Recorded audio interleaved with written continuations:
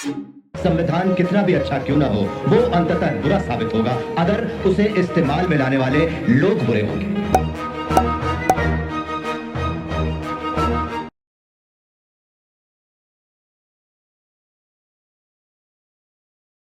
नमस्कार, मैं टीना चौहान स्वागत करती हूँ आपका वॉइस ऑफ मानवता की इस प्लेटफॉर्म पर। वॉइस ऑफ मानवता हमें वो प्लेटफॉर्म देता है जहाँ पर मानवता की आवाज उठाई जाती है और मानवता की आवाज उठाने के लिए एक मानवीय जो जिंदा दिली होती है वो भी चाहिए होती है। तो जो मेहमान हमारे साथ जुड़ते हैं उनमें यह भावना हमें बनती हुई दिखाई देती है और इसके माध्यम से हम न केवल संविधान को समझने का प्रयास करते हैं बल्कि एक सामाजिक चेतना को भी प्रवाहित करने का प्रयास इस चैनल के माध्यम से किया जाता है। और इस चैनल पर आज अनीता जी हमारे साथ जुड़े हैं। आपका बहुत बहुत स्वागत है। और हम जिस तरीके से संविधान संविधान के बारे में पूरी सीरीज हमने चलाई और देखा इसमें कि किस प्रकार से संवैधानिक प्रावधान भारतीय समाज को इम्पैक्ट करते हैं और साथ में क्या आवश्यकताएं आज के समय की है जिनके माध्यम से हम संवैधानिक प्रावधानों में कुछ बदलाव की अपेक्षा कर सकते हैं। तो आज हमारा सेकंड लास्ट एपिसोड है जो कि बहुत खुशी का भी विषय है और साथ में आज भी हम बहुत चीजों को जानने का प्रयास करेंगे क्योंकि अभी तक जितने भी एपिसोड हुए हैं उनमें हमने भारतीय संविधान के अनुच्छेदों से जुड़ी हुई चर्चा की है और आर्टिकल 395 तक हमने सभी अनुच्छेदों के बारे में विस्तृत गहन चर्चा की है और साथ में उनके अलग अलग पक्षों को समझा। आज हम बात करेंगे अनुसूचियों के बारे में। तो सबसे पहले इस प्रोग्राम को स्पॉन्सर करने वाले डॉक्टर हरचंद सिंह जी अमेरिका वाले, producer of Shudra to Khalsa movies sir का बहुत बहुत आभार और साथ ही हमारे ऑर्गेनाइजर मेघराज सिंह जी सर का बहुत बहुत धन्यवाद। आइए अब प्रारंभ करते हैं। तो सबसे पहले अनुसूचियां जो है थोड़ा सा उनको हम देखने का प्रयास करते हैं किस तरीके से वो है। तो जैसे अनुच्छेदों में हमें विभिन्न प्रावधान दिखाई देते हैं लेकिन अनुसूचियों में बहुत सारी चीजों की सूचियां दी गई है जो कि संविधान के अंतिम पृष्ठों पर हमें दिखाई देती है। और प्रारंभ में 8 अनुसूचियां थी जो कि आज के समय पर बढ़ करके 12 अनुसूचियों में तब्दील हो चुकी है।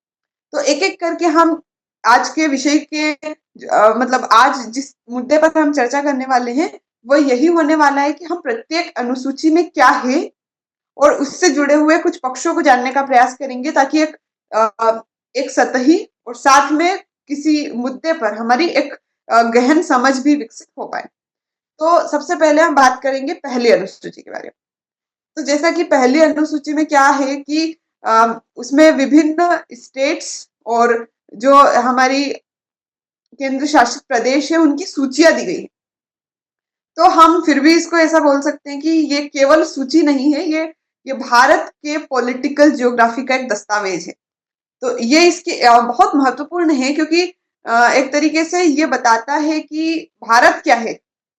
तो मैं चाहूंगी कि अनीता जी आप इसके बारे में मतलब इसके महत्व को रेखांकित करें और साथ में बताएं कि इसमें जो संशोधन होते हैं उसको हम एक तरीके से संवैधानिक संशोधन के रूप में कंसिडर नहीं करते हैं। तो क्या कारण इसके पीछे रहा होगा और इसके महत्व के बारे में थोड़ी समीक्षा करें अनीता जी। जी, पहली अनुसूची में जो राज्य और संघ शासित राज्य के बारे में प्रावधान किया गया है, इनका महत्व एक ये है कि ये एक देश के भौगोलिक आधार को निर्धारित करने का कार्य करता है ये प्रावधान। और जो विवादित क्षेत्र है उनको राज्य या राज्य से यूटी में विलय करने का भी कार्य करता है। और आपका क्वेश्चन है कि जो ये इसमें अगर क्वेश्चन एक बार और बोल दीजिए आप, क्वेश्चन क्या था? जैसे हम विभिन्न संविधान के विभिन्न प्रावधानों में अगर हम संशोधन करते हैं उसको हम बोलते हैं संवैधानिक संशोधन किया गया है। लेकिन जैसे पहली अनुसूची में अगर आप संशोधन करेंगे कि किसी राज्य का नाम बदला है या फिर किसी की सीमा बदली है तो इन सभी जितने भी प्रावधान है इनको हम कंसिडर ये नहीं करते हैं कि संवैधानिक संशोधन है, ये सामान्य कानूनों के माध्यम से होते हैं। तो ये ऐसा क्यों है?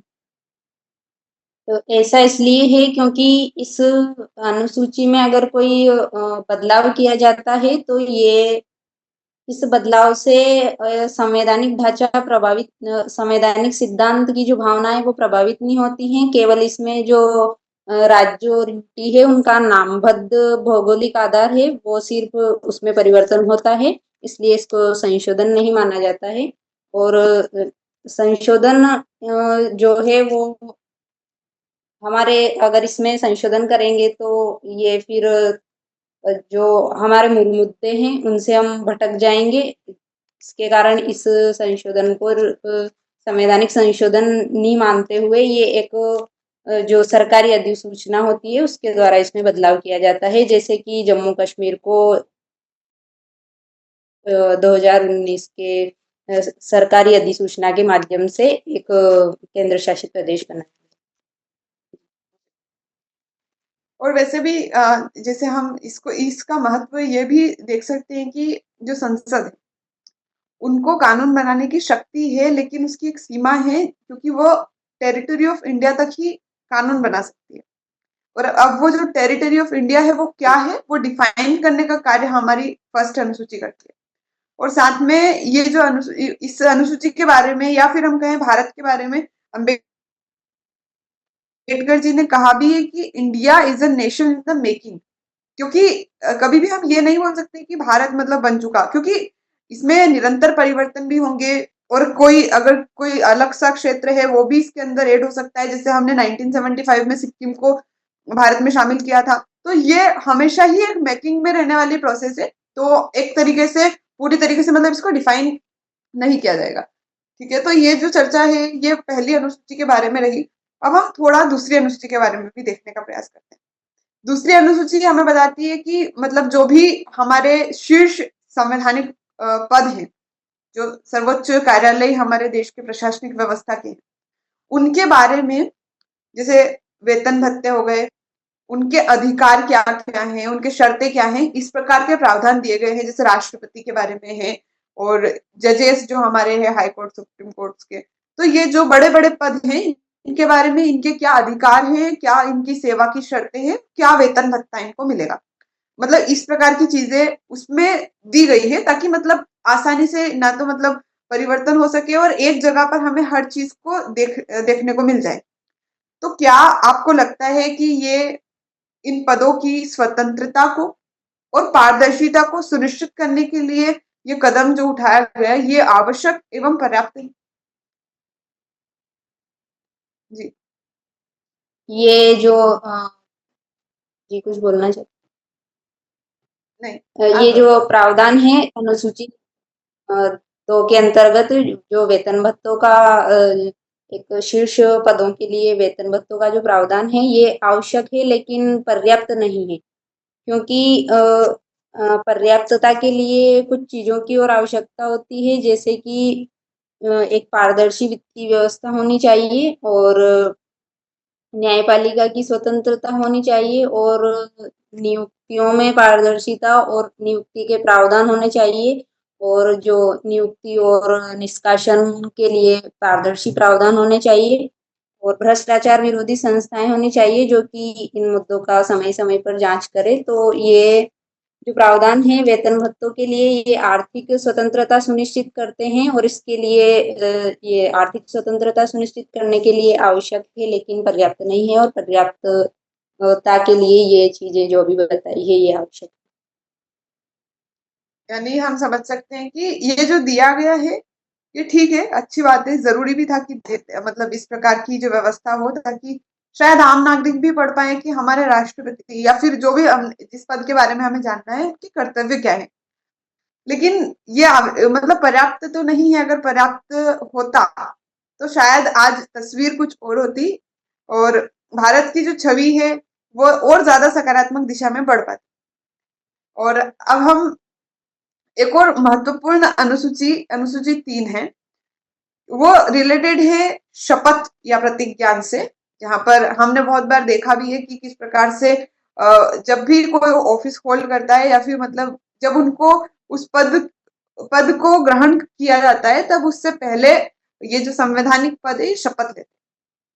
अब तीसरे अनुसूची में इनके शपथ के प्रारूप दे रखे हैं, जिसमें 2 प्रकार की शपथ है, एक पद से रिलेटेड शपथ है और दूसरी गोपनीयता की शपथ है, जो कि मंत्रियों के लिए और ऐसे पदों के लिए होती है। चाहे ये शपथ के क्या भी कुछ भी प्रारूप हो, लेकिन इसका क्या महत्व है? क्या ये जो शपथ ली जाती है, इसके आधार पर हम ये सुनिश्चित कर पाते हैं कि जो हमारा प्रतिनिधि है, वो शपथ के अनुरूप या राष्ट्र के अनुरूप संविधान की रक्षा के लिए, भारत की एकता और अखंडता के लिए और अपने पद को बिल्कुल ऑप्टिमम यूटिलाइज करेगा सामाजिक कल्याण के लिए, ये सुनिश्चित उससे किस सीमा तक हो पाता है?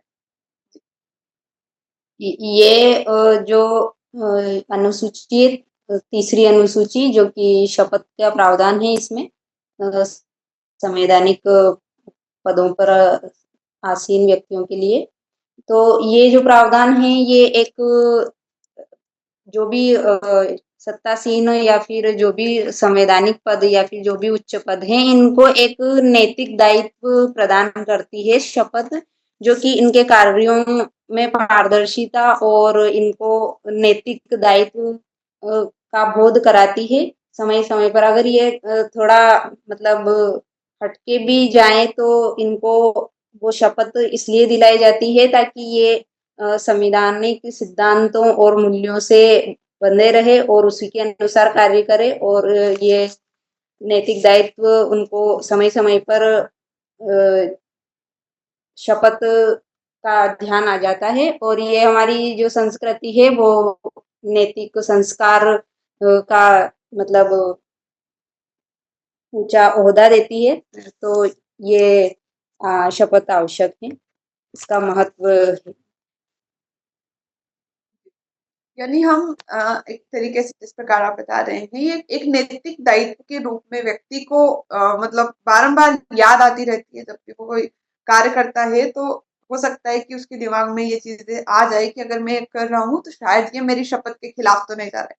ये ऐसा आ सकता है जो व्यक्ति नैतिक रूप से अंदर से बंधे हो, क्योंकि हमें बहुत बार देखने को मिलता है कि हम राजनीति को मतलब अच्छा नहीं मानते हैं और जो भी पढ़े लिखे जो भी अच्छे लोग हैं वो राजनीति में जाना भी नहीं चाहते हैं, जिस मुद्दे पर भी हम अपने एपिसोड में बहुत बार चर्चाएं करते हैं। लेकिन इन सब से हटते हुए भी अगर हम एक बात करें कि जैसे अभी रिसेंट में बिहार के इलेक्शन में वहां पर एक वीडियो बहुत ज्यादा वायरल हुआ, जहां पर एक महिला विधायक जो थी वो शपथ ले रही थी, लेकिन उन्हें शपथ देखकर बोलना था, वो पढ़ भी नहीं पा रहे थे। अब इस प्रकार के उनमें नैतिक दायित्व तो आप छोड़ दीजिए, उनको समझ ही नहीं आएगा कि वो क्या लिखा है उसमें, क्योंकि वो पढ़ना तक नहीं जानते हैं। तो इस प्रकार के जो हमारे प्रतिनिधि हैं, ये ऐसा चयन अगर होगा तो वो उनको खुद के अधिकारों का नहीं पता है और फिर वो काम किस प्रकार से करेंगे। मतलब प्रतिनिधित्व तो हम उन लोगों को देते हैं जो हमारा जनता का बेस्ट रिप्रेजेंटेशन कर सके और जनता के हित में फैसले ले सके। लेकिन अगर स्थिति इस प्रकार से दिखाई देती है तो ये किस सीमा तक मतलब किस रूप में आप इसे देखते हैं और क्या इसमें ये क्या सकारात्मक लगता है आपको या फिर इसमें क्या सकारात्मक किया जा सकता है? इसमें ये जो आपने मुद्दा उठाया, जो भी बिहार की विधायक थी, जो कि शपथ पढ़ भी नहीं पा रही थी, देख के शपथ लेना था। ये एक मतलब राजनीतिक एक कमजोरी को दर्शाती है, जो कि आगे चलकर जैसे कि जनता के लिए कुछ काम करना हो तो अगर कोई विधायक के एक शपथ को देखकर पढ़ने में ही उसको प्रॉब्लम हो रही है, तो आगे वो जनता के हित में या फिर जनता के लिए कल्याणकारी कार्यों को किस प्रकार हैंडल करेगा, तो ये एक मुद्दा उठता है और इसका सकारात्मक कदम ये उठाया जाना चाहिए कि जो भी विधायक के लिए जो भी नॉमिनेशन वगैरह होता है, इसमें कुछ एलिजिबिलिटी डिसाइड करना चाहिए ताकि वो ही लोग सत्ता में आए या फिर वो ही योग्य लोग आए ताकि जनता का भी कल्याण हो, देश का भी। हाँ, यानी हम एक तरीके से न केवल जैसे इसमें यही बात नहीं है कि वो पढ़ नहीं पा रहे हैं, ये तो उनकी लिटरेसी भी दर्शाता है कि वो निरक्षरता है, मतलब उनकी ये बात दूसरी है। लेकिन कम से कम जैसे आप संविधान को भी रिप्रेजेंट कर रहे हो, देश को भी रिप्रेजेंट कर रहे हो, लेकिन ना तो आप संविधान को समझते हो तो, और ना समझते हो कि समाज में किन चीजों की आवश्यकताएं हैं। तो फिर आप प्रतिनिधित्व को वो मतलब हम किसी पद को लेते हैं तो उसके साथ बहुत सारे दायित्व आते हैं, और दायित्व के लिए हमारे पास योग्यता का होना अनिवार्य है। तो हाँ, आपने जो बताया एलिजिबिलिटी एक क्राइटेरिया हो सकता है जिसमें उन्हें एक बेसिक समझ हो कि संविधान क्या है और किस प्रकार से मतलब जैसे हम समझते हैं कि मूल ढांचा क्या है, तो हमें पता है कि हमारे देश में मतलब हम धर्मनिरपेक्षता को अपना मूल्य समझते हैं। लेकिन अगर कोई व्यक्ति ये नहीं जानता है कि धर्मनिरपेक्षता हमारा मूल्य है, तो उसे चाहे वो कितना भी पढ़ा लिखा हो, उससे प्रतिनिधित्व नहीं करना चाहिए, वरना देश जो है वो शायद कहीं दूसरी दिशा में जाएगा जहां उसे नहीं जाना चाहिए था। तो ये बात तो शपथ के संबंध में भी सही है, यानी वो आवश्यक तो है क्योंकि नैतिक नैतिक तरीके से हमें कहीं ना कहीं वो बार बार याद दिलाती है, और इस संबंध में हम उसके महत्व को रेखांकित कर सकते हैं। अब थोड़ा सा आगे बढ़ते हैं क्योंकि आज का हमारा एजेंडा ये है कि हम सभी अनुसूचियों के बारे में थोड़ी थोड़ी बातें कम से कम समझ पाए, ताकि संविधान की एक पूरी तस्वीर हमारे सामने हो, क्योंकि अनुसूचियां भी हमारे संविधान का एक पार्ट है। अब चौथी अनुसूची पर आते हैं, तो उसमें राज्यसभा के लिए जितनी सीटें आवंटित है उसके बारे में बताया गया है कि किस राज्य को कितनी सीटें मिलेगी, और इस प्रकार से मतलब पूरी सूची दी गई है। तो ये जो सूची है या ये जिस प्रकार से ये प्रावधान किया गया है, ये कैसे संघीय व्यवस्था को मजबूत करने का कार्य करता है, और मतलब आप संघीय रूप इसे कैसे देखेंगे? ये जो चौथी अनुसूची है जिसमें राज्यों के लिए राज्यसभा में सीटों का प्रावधान है, ये एक संघात्मक ढांचे को दर्शाता है, लेकिन इसमें कुछ अच्छाइयां भी और कुछ बुराइयां भी, हर चीज में कुछ अच्छाइयां होती है और बुराइयां होती हैं। तो इसमें भी जो सीटों का आवंटन है वो कहीं ना कहीं मतलब जनसंख्या के आधार पर भी होता है। तो इसमें जो दक्षिण भारत के जो राज्य हैं उनमें उत्तरी भारत की तुलना में पॉपुलेशन कम है, तो इसमें उनकी स्वायत्तता में कमी आती है। तो बार बार जो संघवाद का जो ढांचा है, जो संघवाद का मुद्दा है, वो बार बार इसमें ट्रेंड में आता है। इससे मतलब राज्यों की जो स्वायत्तता है वो कमजोर पड़ती है, और इसमें एक पक्ष ये भी है कि जिस राज्य में अभी जैसे कि पॉलिटिकल पार्टी जिस राज्य केंद्र में जो पॉलिटिकल पार्टी है, जिस राज्य में वही पॉलिटिकल पार्टी है, वो उसको शायद ऐसा भी होता है कि मतलब सीटों का जो आवंटन है वो अपने दल के होने के कारण वो कुछ सीटों का मतलब ज्यादा प्रतिनिधित्व दे, तो उससे भी एक जो बोलते हैं ना कि मतलब सत्ता सत्ता का वो प्रदर्शित होता है कि जिस राज्य में वो केंद्र वाली गवर्नमेंट है, तो इससे भी राज्यों के मध्य एक असमानता का मुद्दा उठता है, स्वायत्तता में असमानता होती है और केंद्रीकरण का मुद्दा उठता है। जैसे कि केंद्र के हिसाब से सीटों का आवंटन होगा, तो ये कुछ मुद्दे हैं जो इसके अंतर्गत उठते हैं।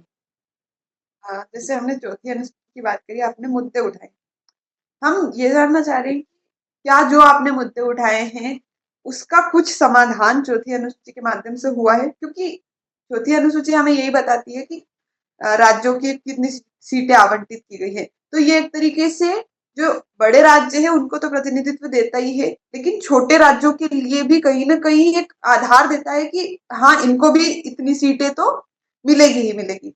तो ये मतलब एक प्रकार से संतुलन बनाने का कार्य भी करता है, क्योंकि आपने जो मुद्दे उठाए हैं वो कहीं अलग से भी निकल कर आते हैं कि मतलब जैसे उसमें राजनीतिक इच्छा शक्ति किस दिशा में जा रही है। लेकिन ये जो शायद ये जो अनुसूची है ये भी उस तरीके से हम इसको देख सकते हैं कि ये भी पर्याप्त नहीं है संघीय ढांचे को मजबूत करने के लिए, लेकिन हाँ, कहीं ना कहीं आवश्यक है। तो इस संबंध में आप थोड़ा सा इसके बारे में बताएं। तो ये जो अनुसूची है जो आपने बताया कि कहीं न कहीं ये संघात्मक ढांचे को मजबूत करने में और जो पिछड़े या फिर छोटे राज्य हैं उनको भी राज्यसभा में प्रतिनिधित्व दिया है। तो ये उससे उनकी जो एक राजनीतिक भागीदारी है उनमें राजनीतिक भागीदारी बढ़ी है। पिछड़े राज्यों या फिर जो अ, अ, पिछड़े राज्य या जो फिर जो कम क्षेत्रफल वाले या जनसंख्या वाले राज्य हैं उनको अभी प्रतिनिधित्व राज्यसभा में हुआ है इससे, तो ये एक इसलिए भी महत्वपूर्ण। और जैसे हम अभी जो दो अनुसूचियां हैं, 5वीं और 6ठी अनुसूची, इन दोनों को साथ में लेकर हम चलते हैं, क्योंकि वैसे तो हमने इन अनुसूचियों के बारे में पहले भी डिस्कस किया है, लेकिन एक बार हम पूरा ढांचा अनुसूचियों का अपने आंखों के सामने मतलब फिर से पता चल जाएगी कि किसमें क्या क्या प्रावधान है और किस तरीके से उन्हें हमें समझना चाहिए। तो जैसे 5वीं अनुसूची में SC/ST के जो क्षेत्र हैं, अनुसूचित जाति जनजाति के, उनके प्रशासन के बारे में, और 6ठी अनुसूची में भी अनुसूचित जाति जनजाति के बारे में दिया गया है कि क्षेत्रों का प्रशासन किस प्रकार से होगा। लेकिन 6ठी अनुसूची में कुछ पूर्वोत्तर के राज्य हैं, जैसे असम, मेघालय, त्रिपुरा और मिजोरम, इनके बारे में उसमें चर्चा की गई। अब वहां पर आपको स्वायत्त जिला परिषदें मिलेंगी। तो हमने इनके बारे में, यानी जनजातीय क्षेत्रों के बारे में कुछ अलग से प्रावधान किए हैं। हमने इनके बारे में पहले चर्चा की है कि विस्तृत तरीके से कि किस प्रकार से यहाँ पर प्रशासनिक व्यवस्था चलती है, कितना हस्तक्षेप केंद्र का रहता है, राज्यपाल की क्या भूमिका रहती है। लेकिन आज हम आपसे इसके महत्व के बारे में जानना चाहेंगे कि ये जो अनुसूचियां हैं वो आवश्यक है, और किस रूप में अपनी भूमिका ये हमारे देश में निभाती है, और कितनी जरूरी आपको ये लगती है। जी। जी, ये जो दो अनुसूचियां हैं, 5वीं और 6ठी अनुसूची, इसकी भूमिका की बात करें तो जो हमारे देश में जो कि एक विविधताओं से भरा हुआ है, तो इसमें कुछ पिछड़ी जनजातियां, अनुसूचित जातियां जनजाति हैं, जो कि कुछ विशेष क्षेत्रों में हैं, उनके संरक्षण, भाषाई संरक्षण, सांस्कृतिक और पारंपरिक संरक्षण को ध्यान में रखते हुए उनके लिए ये प्रावधान किया गया है। इस रूप में इसकी महती भूमिका है। और जो 6ठी अनुसूची के अंतर्गत जो 4 राज्यों असम, मेघालय, त्रिपुरा और मिजोरम, इनमें भी जो मतलब पिछड़ी जनजातियां और पहाड़ी क्षेत्र को ध्यान में रखते हुए इनकी भी जो भाषा है और क्या बोलते हैं, संस्कृति, और इनको संरक्षित करने के लिए इनको अलग से अनुसूची के अंतर्गत प्रावधान किया गया है। और इनको स्वायत्त जिला परिषदें राज्यपाल के माध्यम से राज्यपाल को कुछ अधिकार देकर इनके संरक्षण को सुनिश्चित किया गया है। तो इस रूप में इन दोनों अनुसूचियों की भूमिका है। और जैसे आपने पहाड़ी क्षेत्र की बात करी, उससे मुझे फिर जो आप भी सुन रहे होंगे कि किस प्रकार से हमारे देश में जो आज मुद्दा चल रहा है उसके ऊपर अगर हम चर्चा नहीं करेंगे तो हमारा संविधान का मुद्दा उठाना व्यर्थ हो जाएगा। क्योंकि मतलब अगर हम अपने आधार की बात नहीं कर पाएंगे या आधार की रक्षा नहीं कर पाएंगे तो शायद हम अपने अपने स्वयं के अस्तित्व के लिए खतरा पैदा कर सकते हैं। तो आज को उस मुद्दे को भी यहाँ उठाना आवश्यक है। जैसे हमने अरावली के बारे में सुना कि अरावली हमारे, आपको पता होगा कि अरावली जो पर्वत श्रृंखला है वह विश्व की सबसे पुरानी पर्वत श्रृंखलाओं में से, और उसने बहुत संरक्षण दिया है, क्योंकि जैसे थार मरुस्थल है हमारे देश में, जो मरुस्थल है राजस्थान का, उसने एक तरीके से एक सीमा रेखा खड़ी कर रखी है। अगर वो नहीं होता तो शायद ये और ज्यादा फैलकर दिल्ली NCR तक पहुंच गया होता। तो हमारे देश के लिए बहुत महत्वपूर्ण और पर्यावरण के लिए बहुत महत्वपूर्ण है। लेकिन अभी हाल ही में जो सुप्रीम कोर्ट का फैसला आया है वो ये है कि 100 मीटर से नीचे की जो पर्वत श्रृंखला है उसे अरावली के अंतर्गत नहीं माना जाएगा, 100 मीटर से ऊपर वाली को माना जाएगा। तो इस प्रकार का फैसला देना मतलब अगर इस प्रकार से हमने मानने लगे और फिर वहां पर माइनिंग होने लगी तो अरावली श्रृंखला बचेगी ही नहीं। मतलब आप देखेंगे कि अभी जो भी पर्यावरण एक्टिविस्ट हैं, मतलब पर्यावरण एक्टिविस्ट बनने की जरूरत नहीं है, एक आम नागरिक भी समझ सकता है कि ये कितना बड़ा मतलब हमारे पर्यावरण के लिए नुकसान की बात है। क्योंकि अभी हम देख रहे हैं कि हमारे दिल्ली में जो भी पॉल्यूशन की स्थिति है, और न केवल दिल्ली, दुनिया में पॉल्यूशन है, और हमारे जो बड़ी सिटी है हर जगह आपको एयर क्वालिटी का जो भी मतलब स्तर है वो बहुत ज्यादा खराब स्थिति में दिखाई देगा। तो इसी प्रकार से इस संदर्भ को देखते हुए अगर हम इस प्रकार के निर्णय लेते हैं तो ये सरकार के किस रुख को बताता है, मतलब किस दिशा में हम जा रहे हैं और हमारा क्या दायित्व बनता है एज अ सिटीजन कि हम किस प्रकार से उनकी रक्षा कर सके। थोड़ा समय हम इस पे जरूर देना चाहेंगे। तो आप अपना पक्ष इस विषय पर रखें कि ये मुद्दा जो चल रहा है इसके बारे में आप क्या सोचते हैं और हमें क्या करना चाहिए। जी, इस मुद्दे के बारे में मेरे को ज़्यादा गहन मतलब इन्फॉर्मेशन तो नहीं है, लेकिन मैं कुछ बताना चाहूँगी कि जो ये मुद्दा है कि जो 100 मीटर से नीचे वाली जो रेंज है अरावली, उसको अरावली के अंतर्गत कंसिडर नहीं किया जाएगा, जो कि इससे इससे एक जो कि बहुत पुरानी श्रृंखला है और पुरानी होने के साथ ही कुछ कुछ जैसे कि कुछ विशेषताएं भी उससे जुड़ी हुई होगी, जैसे कि पर्यावरण से रिलेटेड जैव विविधता और जो वहाँ पे आसपास में जो लोग रहते हैं उनकी संस्कृति और परंपराएं और जो जो पर्यावरण टूरिज्म रहता है वो प्रभावित होगा और जो वहाँ पे लोग रहते हैं उनकी आजीविका कुछ महत्व रहता है ना, तो वो सारी चीजें प्रभावित होगी। और ये सरकार के मतलब इस रुख को भी दर्शाता है कि सरकार जो निर्णय लेती है वो मतलब जो रियल ग्राउंड सिचुएशन है उसको अच्छे से उसका विश्लेषण या फिर वहां पे जो चीजें हैं उन पे क्या प्रभाव पड़ेगा अलग अलग मतलब एक दूरदर्शी नजरिए को प्रदर्शित नहीं करती है ये सरकार। जी जी जी, लेकिन फिर भी हम मतलब ऐसा एक दूरदर्शी निर्णय तो है ही, अविवेकहीनता भी दिखाता है जहां तक मुझे पर्सनली इस विषय पर लगता है। अब फिर हम अपने मुद्दे पर आते हैं क्योंकि ये पर्यावरण से जुड़ा मुद्दा था और प्रभावित करने वाला था बहुत ज्यादा हमारे जीवन को, तो इसलिए इस पर चर्चा आवश्यक थी। लेकिन अभी हम बात करेंगे 7वीं अनुसूची के बारे में। तो 7वीं अनुसूची में हमारे ये भी संघात्मकता से जुड़ा हुआ विषय है क्योंकि इसमें विभिन्न विषयों को बांटा गया है। मतलब इस अनुसूची में विभिन्न सूचियां हैं, संघ सूची है, राज्य सूची है, समवर्ती सूची है और अवशिष्ट शक्तियां भी है। जिसमें अवशिष्ट विषय है जो इन तीनों अनुसूचियों में नहीं है, वह विषय अवशिष्ट सूची में दिए गए हैं। और ये जो विषय है ये ऐसे संबंधित है कि राज्य सूची के विषय पर राज्य सरकार कानून बनाएगी, केंद्र सूची के विषय पर केंद्र सरकार कानून बनाएगी और समवर्ती सूची पर दोनों कानून बना सकती है, लेकिन जो डोमिनेट करेगा वो केंद्र सरकार का कानून होगा। तो ये सारी चीजों के बारे में हमने पहले भी बहुत बार समझने का प्रयास किया है। लेकिन आप हमें ये बताएं कि क्या इस प्रकार से संविधान के द्वारा ही विभिन्न विषयों को बांट देना कि ये विषय आपका है, ये विषय आपका है, आप इस दिशा में कार्य करके आप इन क्षेत्रों में कार्य कर सकते हैं, तो क्या इसने संघर्ष को कम किया है या संघर्ष को नए रूप में लाया भी है? क्योंकि जैसे संवर्ती सूची है, हमने उसमें बता तो दिया कि केंद्र सरकार इस प्रकार से मतलब प्रभुत्व उनका रहेगा, लेकिन क्या सच में ये संघर्ष को कम करने के लिए पर्याप्त है और विकास की दिशा में ले जाने के लिए भी?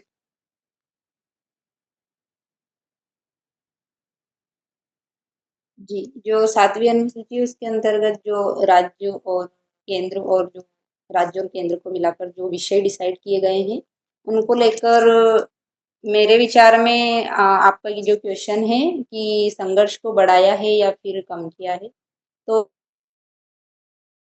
जो मतलब जो सरकारें समय-समय पर जो चेंज करती रहती है, जैसे कि कभी राज्य सूची के विषय को केंद्र में उठा के डाल दिया, कभी समवर्ती सूची में जो विषय है उनकी जो फंडिंग रहती है केंद्र और राज्य को मिला के रहती है, तो उसमें ज़्यादा वो मतलब क्या बोलते हैं ज़्यादा इंटरेस्ट नहीं दिखाते हैं और कभी भी मतलब केंद्र के हिसाब से कभी भी किसी भी सूची को इधर से उधर डाल सकती है और डालती भी है, जो कि ये एक प्रशासनिक और राजनीतिक जो दायित्व है उनको कॉम्प्लिकेटेड करती है, जिससे ये संघर्ष बड़ा हुआ लगता है मेरे विचार में।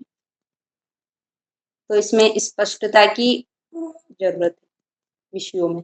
और जी।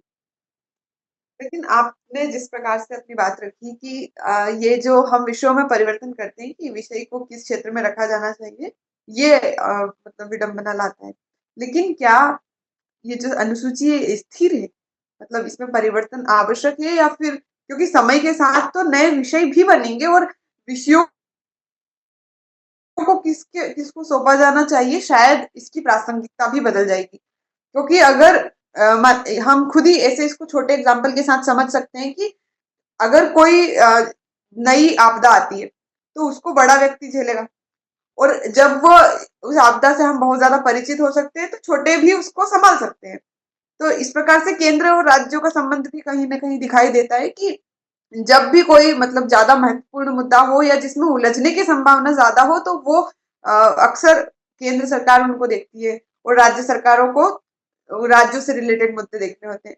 तो इनमें परिवर्तन किस सीमा तक आवश्यक है? क्योंकि ये केवल वह नहीं है कि परिवर्तन किए जाते हैं या किए जाते रहे, ये आवश्यक भी हो जाते हैं बहुत बार। तो आपको इनकी आवश्यकता के विषय में किस प्रकार से आप दृष्टिकोण इसके ऊपर रखेंगे?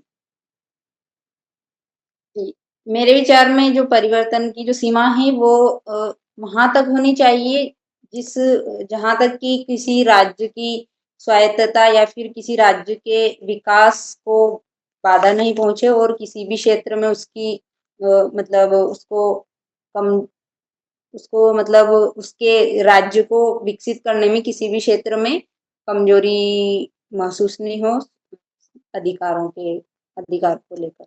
जी, ये सीमाएँ वहाँ तक होनी चाहिए। और जब हम अ, 7वीं अनुसूची की बात कर रहे हैं, तो मुझे लगता है कि शिक्षा की बात भी की जानी चाहिए। तो हम देखते हैं शिक्षा समवर्ती सूची का विषय है।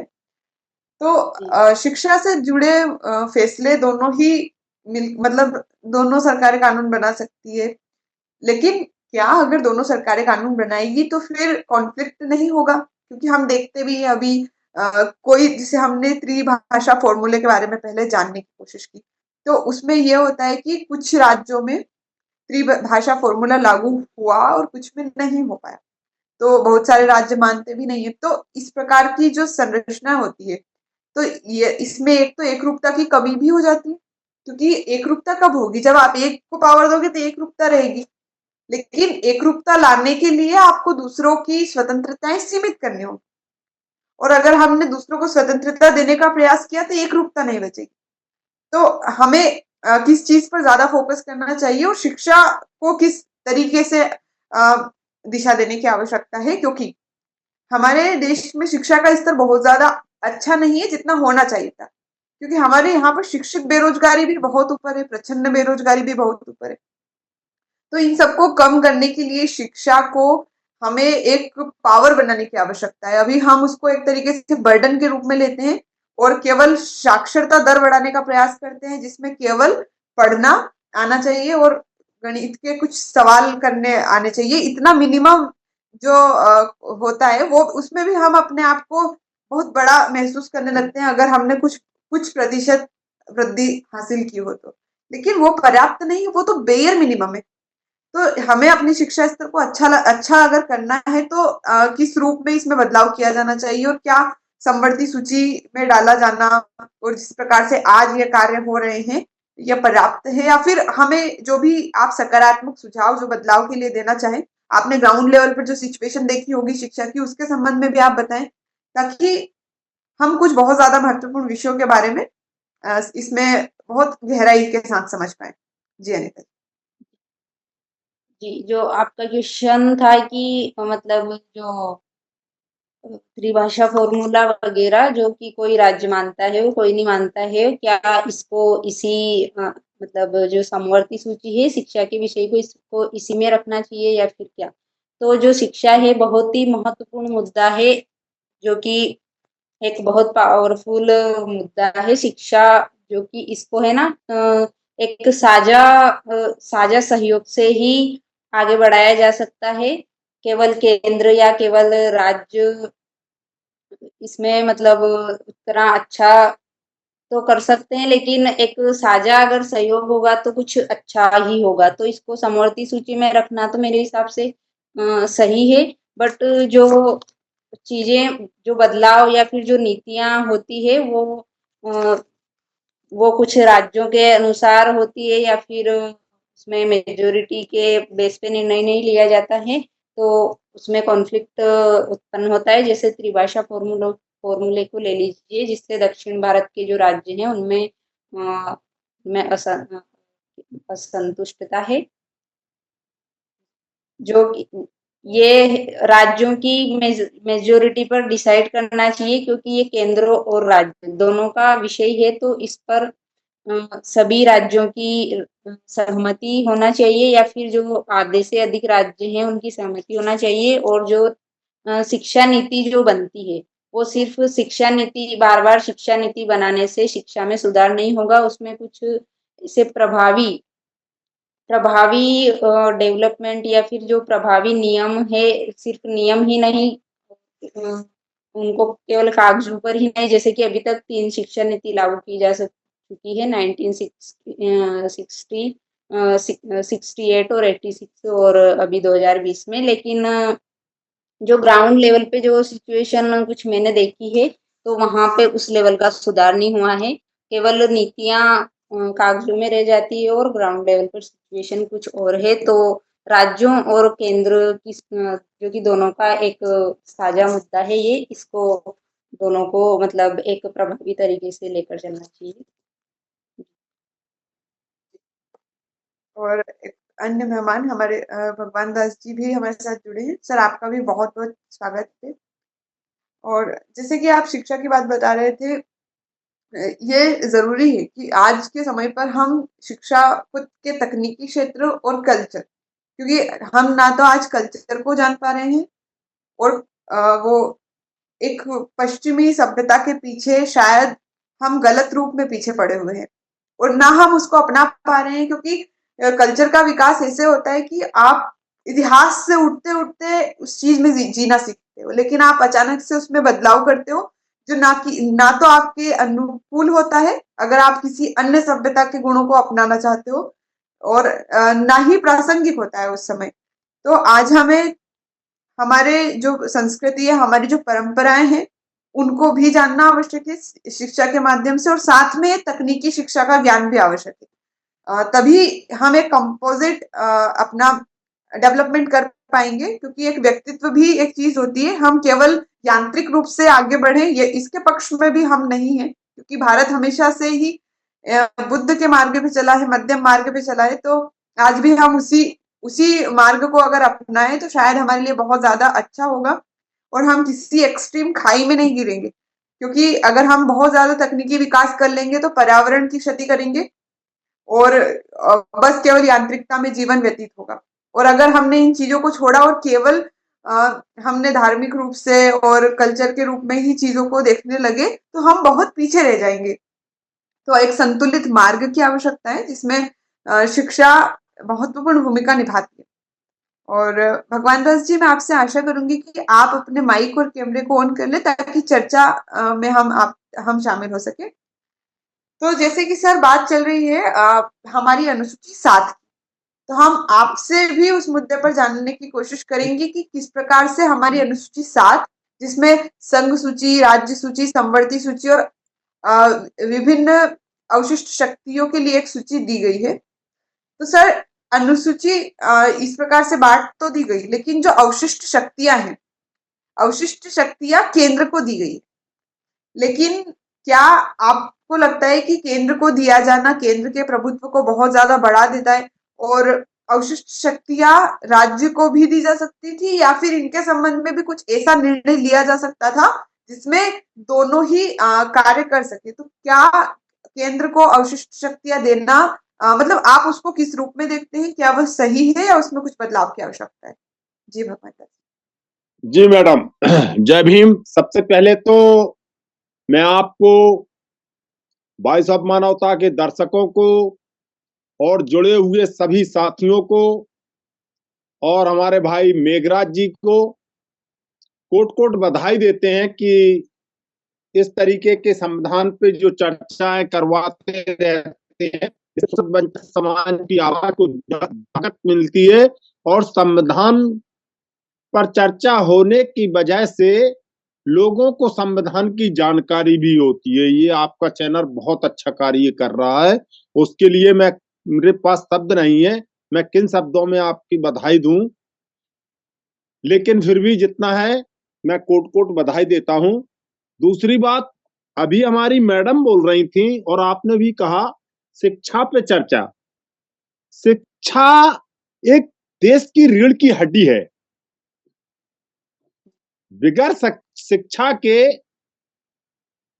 मतलब इंसान का जीवन नहीं है, और जब इंसान का जीवन नहीं है, ऐसी कंडीशन में ये निकम्मी सरकार, हमारे महापुरुषों ने, चाहे सावित्रीबाई फूले हों या बाबा साहब डॉक्टर भीमराव अंबेडकर साहब हों, इन्होंने शिक्षा को लेकर के बहुत बड़ा मिशन चलाया और इन्होंने ये कहा कि रोटी कपड़ा मकान रोड पे चलने की व्यवस्था ये सामान्य होनी चाहिए। स्वास्थ्य की सेवाएं हैं, खाने पीने का अधिकार है, ये सामान्य होनी चाहिए। लेकिन ये निकम्मी सरकार जो है, ये हरामखोर जो बैठे हैं सरकार में चुन जाते हैं, जो हमारे वोट तो लेने का कार्य करते हैं, लेकिन उस शोषित वंचित समाज के साथ धोखा के अलावा, जहर की पुड़िया देने के अलावा दूसरा कोई कार्य नहीं करते हैं। इन बदतमीज लोगों को, सालों को अकल नहीं है इतनी, इनको शर्म आना चाहिए इस चीज की कि अगर शिक्षा सामान्य होगी, ये डिजिटल इंडिया की बात करते हैं, डिजिटल इंडिया की बात करते हैं। अरे भाई, जब हमारा कोई व्यक्ति पढ़ाई लिखा नहीं है तो वो कहां से 9 समझेगा और कहां से 7 समझेगा? वो जब मोबाइल में कुछ नहीं जानता, जब वो मोबाइल में फोन नंबर नहीं लगा सकता अपने बेटे का, अपनी पत्नी का या अपने रिश्तेदारों का, तो वो कैसे डिजिटल इंडिया को कहा जाए? बैंक से खाता, ये फलाना ढिकाना, हर जगह मोबाइल को कंपलसरी कर दिया। देश में ये नाम कमा रहे हैं डिजिटल इंडिया है इनका, और हमारा देश जो है, यहाँ ये बड़ा दुर्भाग्य है कि हमारे देश में सरस्वती जैसी देवी की पूजा होती है, लेकिन इसके बाद भी भारत के लोग, भारत का शोषित वंचित समाज अनपढ़, गंवार और अशिक्षित है। और इस सरकार को, इन हरामखोरों को सामान्य शिक्षा व्यवस्था लाना, अगर ये लागू कर दें जिसमें एक मजदूर का बेटा पढ़ेगा, उसी कॉलेज में किसान का बेटा पढ़ेगा, और उसी कॉलेज में डीएम का बेटा पढ़ेगा, उसी में मंत्री मिनिस्टर का बेटा पढ़ेगा, सीएम पीएम का बेटा पढ़ेगा। इस तरीके की अगर ये व्यवस्था लागू कर दें तो हमें लगता है कि देश का सुधार बहुत जल्दी हो सकता है। ये 5 किलो राशन से नहीं होगा देश का सुधार। 5 किलो राशन दे करके ये सरकार, ये यहाँ के शोषित वंचित समाज को और यहाँ की आम जनता को ये जो है मात्र एक कटोरा देने का काम कर रहे हैं। भीख में 5 किलो नान से लोगों का पेट नहीं भर रहा है।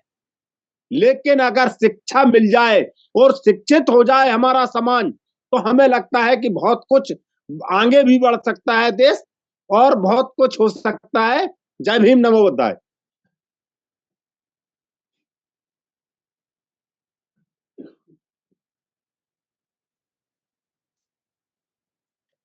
सर, हमने 7वीं अनुसूची के बारे में,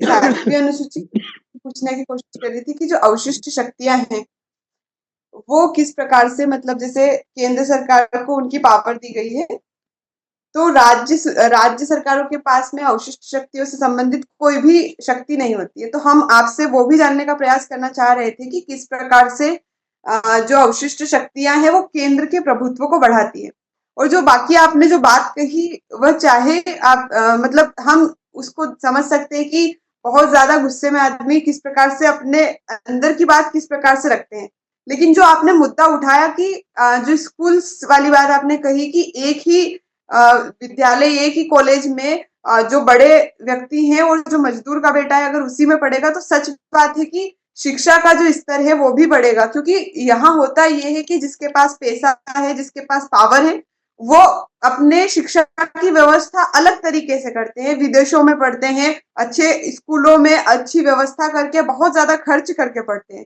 लेकिन आप भी देखते होंगे कि हमारे जो ग्रामीण विद्यालय हैं उनकी हालत क्या है, उनकी अवसंरचना मतलब छत से पानी टपकता है और वो पढ़ाई का स्तर भी वहां पर बहुत ज्यादा कम होता है।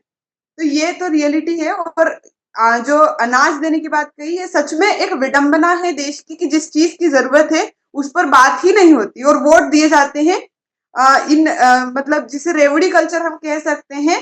सरकार उसका विरोध तो करती है लेकिन लागू उसी को करती है, उसी के आधार पर हमारी सरकारें बनती है और चलती है। तो ये मुद्दा आपने उठाया, ये मतलब इसे इस नजर से एक आम नागरिक को अपने देश की व्यवस्था को देखना चाहिए। बाकी जो हमने आपसे पूछने की कोशिश की थी, हम चाहेंगे कि 2 शब्द आप उसके बारे में भी कहें कि अवशिष्ट शक्तियां, यानी कि जो हमारी संघ सूची, राज्य सूची और संवर्ती सूची में जो विषय हैं, उन विषयों के अलावा अगर कोई विषय बनता है तो उसके संबंध में कानून बनाने की शक्ति केंद्र सरकार के पास है। लेकिन क्या ये शक्ति केंद्र सरकार के पास होने से केवल केंद्र का प्रभुत्व बढ़ता है? क्या राज्यों को इसके संबंध में कोई अधिकार होने चाहिए थे? तो इस संबंध में आप क्या सोचते हैं? आप अपने विचार रखें सर।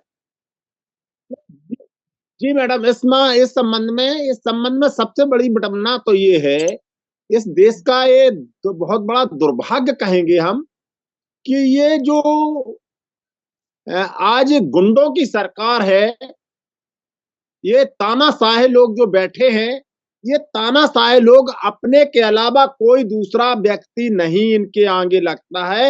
इनकी सरकार जहां जहां है, इनका मंत्री अगर अफीम बेचने का काम करेगा तो अफीम अलाउ हो जाएगी, 50 ग्राम गांजा अलाउ हो जाएगा, गांजा रख के चल जा सकते हो। और जहां इनकी सरकार नहीं है, दूसरे लोगों की सरकार है, वो आपने भी देखा कि उनके विधेयक, उनके कानून कैसे जो है उनको जो है खाली बस्ते में डाला जाता है या पिटारा में फेंका जाता है, वो आप समझ सकते हैं। ये हमने सबने देखा है। उसमें यहां तक कि हमारे सुप्रीम कोर्ट को एक्शन भी लेना पड़ा था और उन्होंने एक समय सीमा तय की थी जिसमें बड़ा बवाल भी हुआ था। तो ये सब व्यवस्थाएं जो संघ राज्य केंद्र है, उन व्यवस्थाओं में सच्चाई तो ये है कि इन सबको एक तालमेल होना चाहिए और तालमेल होकर के बैठा करके ही कोई कार्य जो है अगर किया जाए वो जनहित में हो, जन समस्याओं को लेकर के हो, आम जनमानस को, नीचे तबके के व्यक्ति को लाभ पहुंचाने के लिए कानून होना चाहिए। इस तरीके की व्यवस्था और सभी का तालमेल हो तभी। लेकिन ऐसा इस देश में नहीं चल रहा है। इस देश में गुंडों की सरकार है और इस देश में आप देख रही हैं चोरों की सरकार है, वोट चोर और गद्दी छोड़। ये वोट चोर है। यहाँ जो बिल्कुल स्वतंत्र संस्थाएं, चुनाव आयोग जैसी संस्था, बेईमान संस्था बैठी है, चुनाव आयोग बैठा है, वो देश की जनता के चूना लगाने का काम कर रहा है। तो ऐसे लोगों की जो है हम लोग क्या कहें। और आपने ये कहा कि जब लोग हैरान होते हैं तो इस तरीके की भाषा का प्रयोग करते हैं। बिल्कुल मैडम, ये बताओ, जब गांव के गांव में स्कूल थे टीना जी, उस समय हमारा शोषित वंचित समाज अपने बेटों को स्कूल की व्यवस्थाओं के कारण कॉलेज पहुंचा पाता था, स्कूल नहीं पहुंचा पाता था। लेकिन जब अगर स्कूल का जो मर्ज कर रहे हैं, स्कूल को जो खत्म कर रहे हैं, अगर 20 किलोमीटर पे स्कूल होगा तो हमारा शोषित वंचित समाज कैसे पहुंचाएगा? तो ये निकम्मे लोग ये चाहते हैं कि हमारे देश की जो शोषित वंचित समाज है, जो SC ST OBC है, वो जो है अनपढ़ रहे, गंवार रहे, किसान का बेटा पढ़ ना पाए, मजदूर का बेटा पढ़ ना पाए।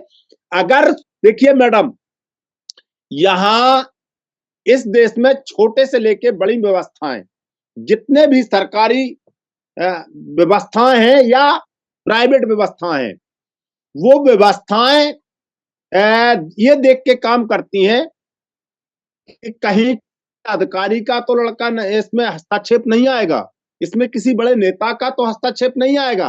अगर एक ही कॉलेज में मैंने कहा था सामान्य शिक्षा के बारे में, अगर सामान्य शिक्षा व्यवस्था आ जाए तो हमें नहीं लगता कि इस देश के मास्टर कोई अनपढ़ नहीं है। मास्टर पढ़े लिखे हैं, मास्टरों के पास अच्छी व्यवस्था है, लेकिन वो अच्छी शिक्षा दे सकते हैं।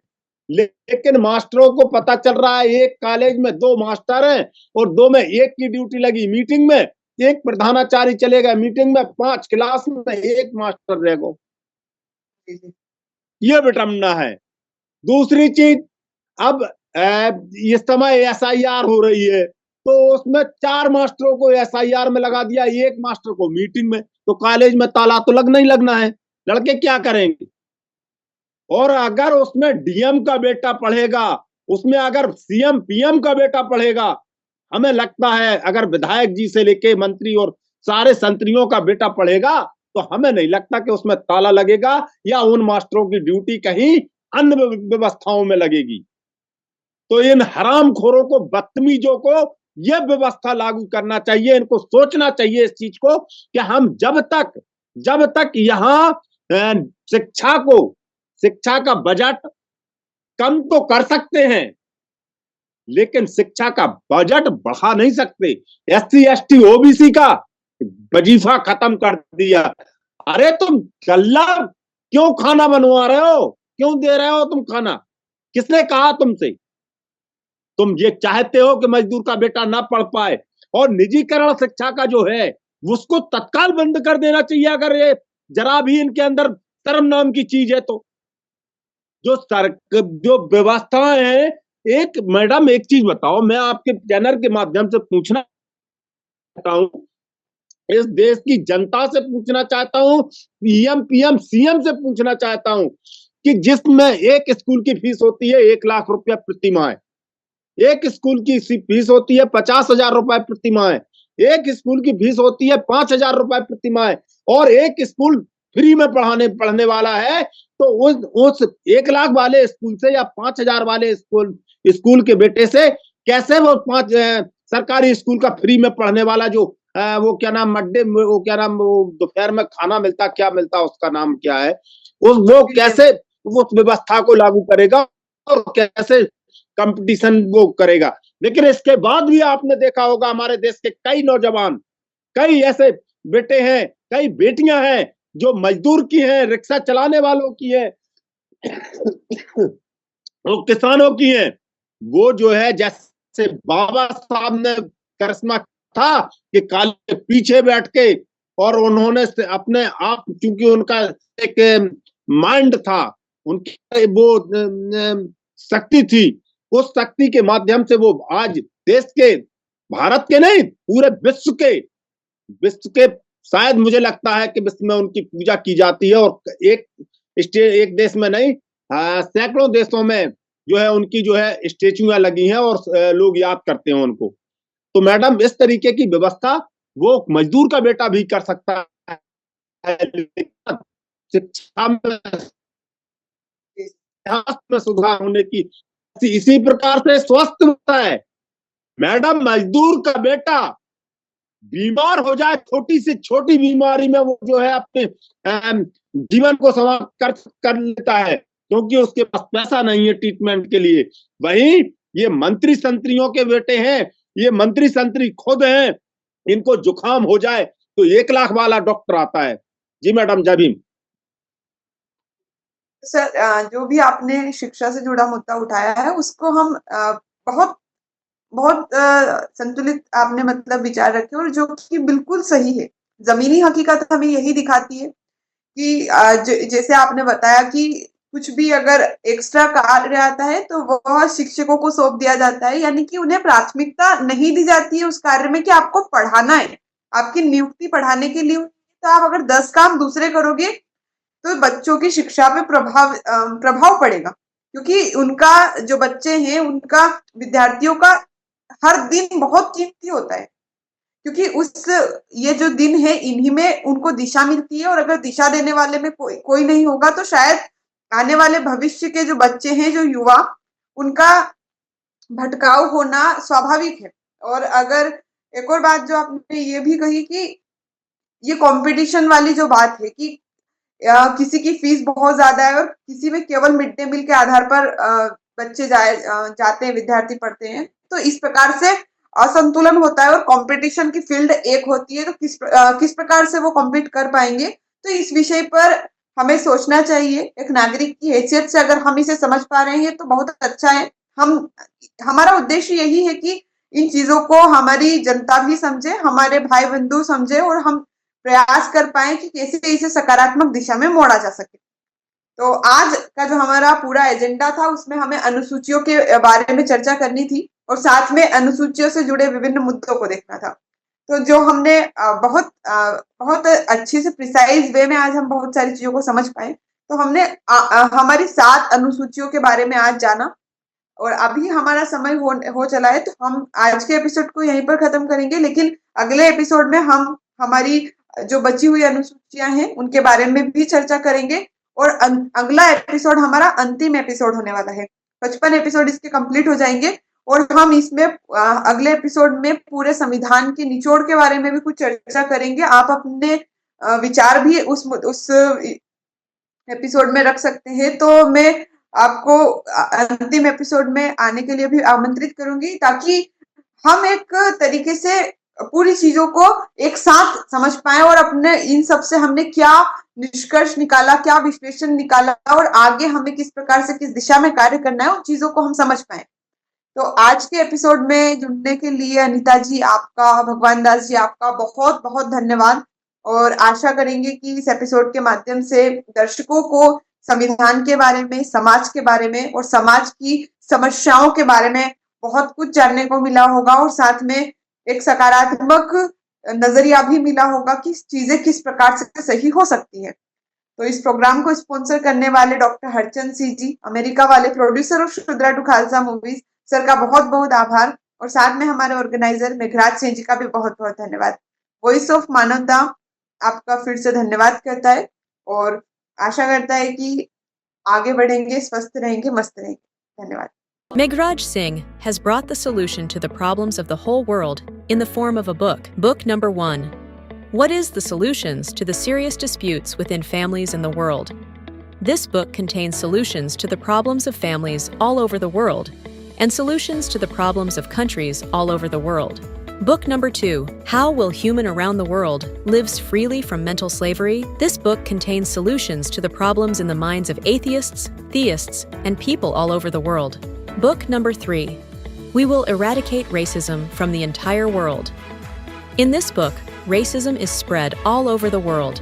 Racism has made life difficult for people of almost the world. This book contains the solution to end racism. Book number 4. How can mankind get ultimate happiness? Let's find out.